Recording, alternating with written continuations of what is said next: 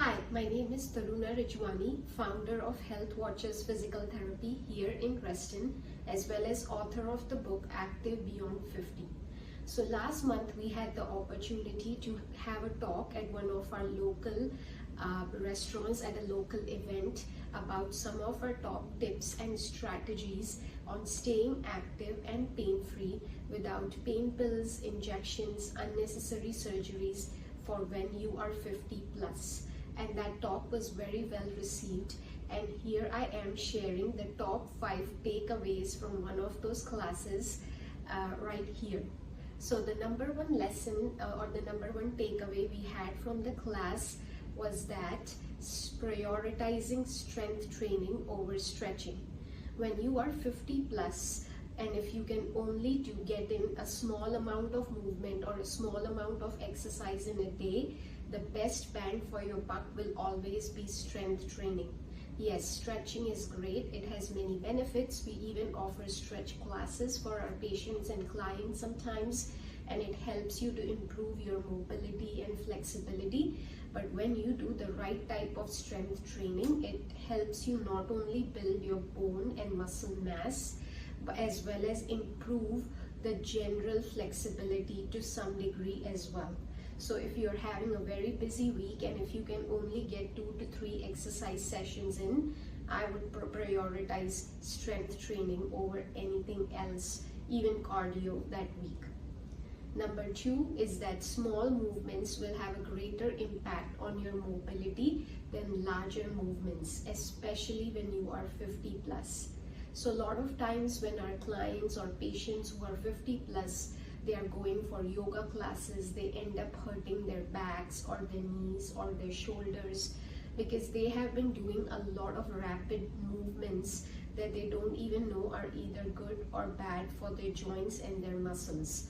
And they are probably not wrong because it's a generalized class, it's a class for everyone, so they don't know if the movement is helpful or hurtful for their joints. So sometimes very small, subtle improvements in your form or in your posture, for instance, making sure that you have the right amount of pelvic tilt while doing certain types of core exercises can make a bigger impact in your core and glute activation than just plainly doing the exercise. Or sometimes making sure you coordinate your breathing pattern while doing some upper body exercises can give you a greater benefit from that exercise versus just doing that exercise alone.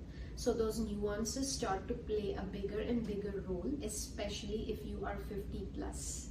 Number 3 is movement is medicine. The wrong movements can hurt you just as much as the right ones can help. There was a study done in 2012 called Does It Matter Which Exercise, in which they actually compared people with back problems in 2 separate groups.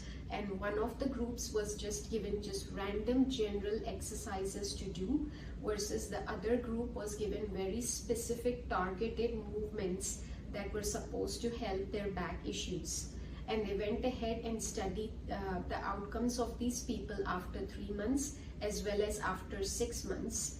And to no surprise, the people in the group where they were given the specific targeted movements reported not only being pain-free but much more active, free of pain medication, whereas the people in group B were actually still in pain and they had developed chronic pain after a period of 3 and 6 months.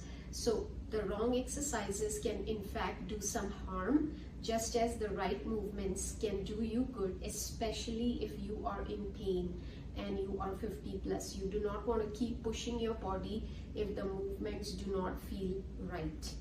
Tip number 4 is to take longer warm-ups. Now that you are 50 plus, your joints just need a little extra time to start to get the blood flowing, to get the lubrication going. So always take a few extra minutes to warm up, do an active warm up before you start any exercise class or before you play any sport.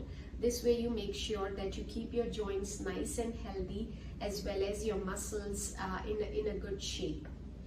And last but not the least, tip number 5 is targeted movements are way more effective than general exercises especially if you are in pain.